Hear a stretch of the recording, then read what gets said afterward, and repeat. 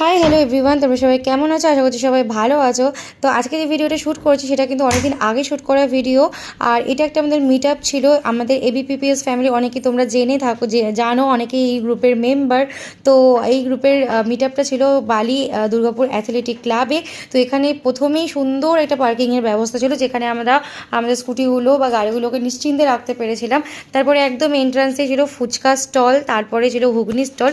আর একদম ফার্স্টে আমরা কিন্তু আই কার্ডটাকে ফার্স্টে কালেক্ট করে নিয়েছিলাম। তারপরে এখানে ফুচকা স্টল, ঘুগনি স্টল, আর ঢুকেই প্রথমে যেটা চোখে পড়েছিল, সেটা খুব ভালো লাগলো, সেটা হচ্ছে ফ্রি আই ক্যাম্প। তো যাই হোক, এখানে কিন্তু বিনামূল্যে আই ক্যাম্পের একটা স্টল বসেছিল। তারপরে এখানে পান স্টল বসেছিল। এখানে যাদেরকে দেখতে পাচ্ছ তারা কিন্তু প্রত্যেকেই ছোট বড় সবাই কিন্তু কন্টেন্ট ক্রিয়েটার। তারা বহু দূর থেকে এসছে, কেউ কেউ বাংলাদেশ থেকে এসছে, কেউ কেউ মুর্শিদাবাদ, কেউ কেউ ঝাড়খণ্ড, কেউ কেউ রাঁচি, কেউ কেউ মানে অনেক দূর থেকে, অনেক অনেক দূর থেকে এসছে।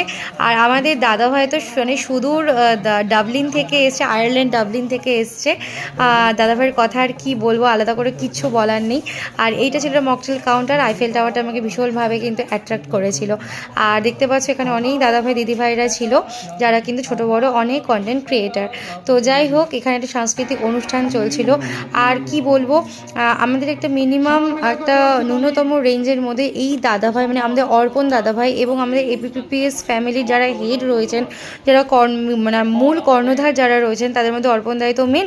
তো যাই হোক, ওনারা প্রত্যেকে মিলে একটা সুন্দর ব্যবস্থাপনা করেছিলেন, একটা মিট আপের ব্যবস্থা করেছিলেন, যেটা আমাদের ভীষণভাবে ভালো লেগেছে। একটা সুন্দর অনুষ্ঠান, যেটা যাকে বলে পরিপূর্ণ অনুষ্ঠান।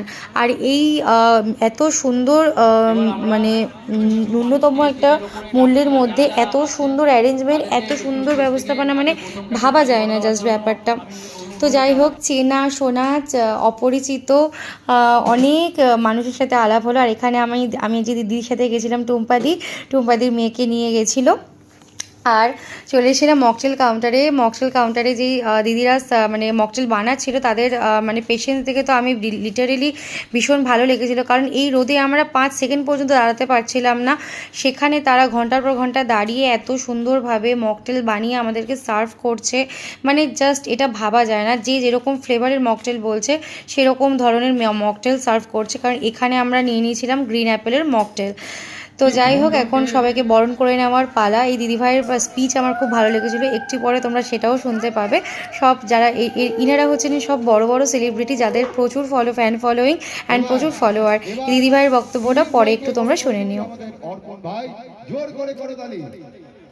এবার বরণ করবে রিমা। রিমাকে, রিমার জন্য একটা জোরে করে তালি।